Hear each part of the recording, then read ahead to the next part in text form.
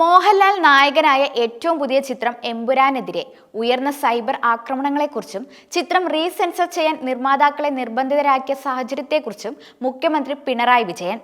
സംഘപരിവാർ സൃഷ്ടിക്കുന്ന ഭീതിയുടെ ഈ അന്തരീക്ഷം ആശങ്കപ്പെടുത്തുന്നതാണെന്ന് അദ്ദേഹം സോഷ്യൽ മീഡിയയിൽ കുറിച്ചു. ഇന്നലെ എമ്പുരാൻ തിയേറ്ററിലെത്തി കണ്ടതിന് പിന്നാലെയാണ് പിണറായി വിജയന്റെ സോഷ്യൽ മീഡിയയിലെ ഇത്തരത്തിലൊരു പോസ്റ്റ്. മലയാള സിനിമാ വ്യവസായത്തെ പുതിയ നേട്ടങ്ങളിലേക്ക് നയിക്കുന്ന എമ്പുരാൻ എന്ന ചിത്രം കാണുകയുണ്ടായി. സിനിമയ്ക്കും അതിലെ അഭിനേതാക്കൾക്കും അണിയറ പ്രവർത്തകർക്കുമെതിരെ വ്യാപകമായ വിദ്വേഷ പ്രചരണങ്ങൾ സംഘപരിവാർ വർഗീയത അഴിച്ചുവിടുന്ന സന്ദർഭത്തിലാണ് സിനിമ കണ്ടത്. രാജ്യം കണ്ട ഏറ്റവും നിഷ്ഠൂരമായ വംശഹത്യകളിൽ ഒന്നിനെ സിനിമയിൽ പരാമർശിച്ചതാണ് അതിന്റെ ആസൂത്രകരെ സംഘപരിവാറിനെ രോഷാകുലരാക്കിയിരിക്കുന്നത്.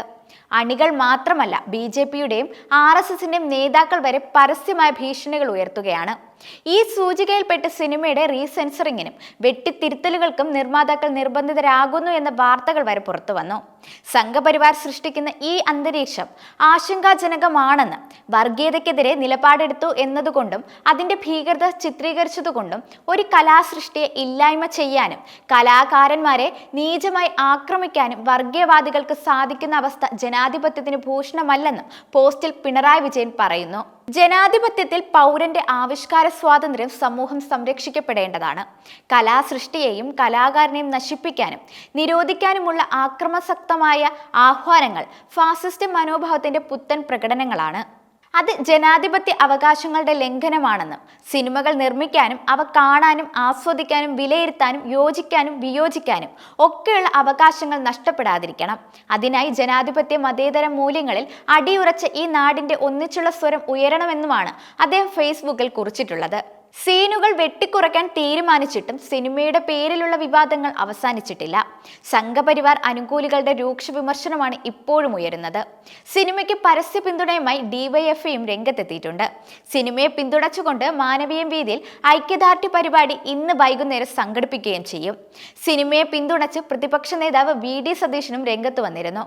എമ്പുരാന്റെ റീ എഡിറ്റഡ് പതിപ്പ് വ്യാഴാഴ്ചയാണ് തിയേറ്ററുകളിലെത്തുക. ആദ്യം 30 മിനിറ്റിൽ കാണിക്കുന്ന ഗുജറാത്ത് കലാപരംഗങ്ങൾ കുറയ്ക്കും. കേന്ദ്ര സർക്കാരിന് എതിരായവയെ ദേശീയ ഏജൻസി കേസിൽ കുടുക്കുന്നതായി കാണിക്കുന്ന ഭാഗങ്ങളിൽ ചില മാറ്റങ്ങൾ വരുത്തും. ബാബ ബജ്രംഗി എന്ന വില്ലന്റെ പേര് മാറ്റാൻ ആലോചന ഉണ്ടെങ്കിലും സിനിമയിൽ ഉടനീളം ആവർത്തിക്കുന്ന ഈ പേര് മാറ്റാൻ സാധിക്കുമോ എന്ന കാര്യം വ്യക്തമല്ല.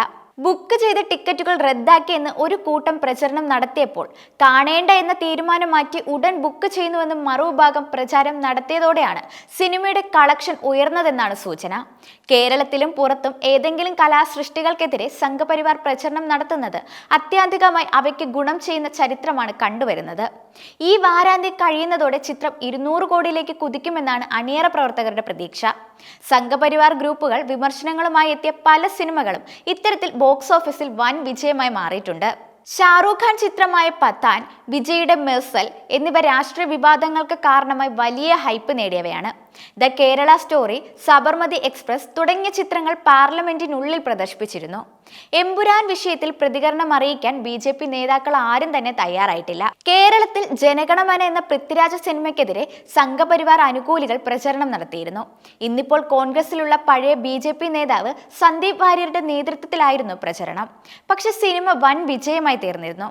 കഥാകൃത്ത് S ഹരീഷിന്റെ മീശ എന്ന ആദ്യ നോവൽ പ്രസിദ്ധീകരണ സമയത്ത് സംഘപരിവാർ വൃത്തങ്ങളിൽ നിന്നുണ്ടായ ആക്രമണത്തെ തുടർന്ന് മാതൃഭൂമി ആഴ്ചപ്പതിപ്പ് അത് പിൻവലിച്ചിരുന്നു.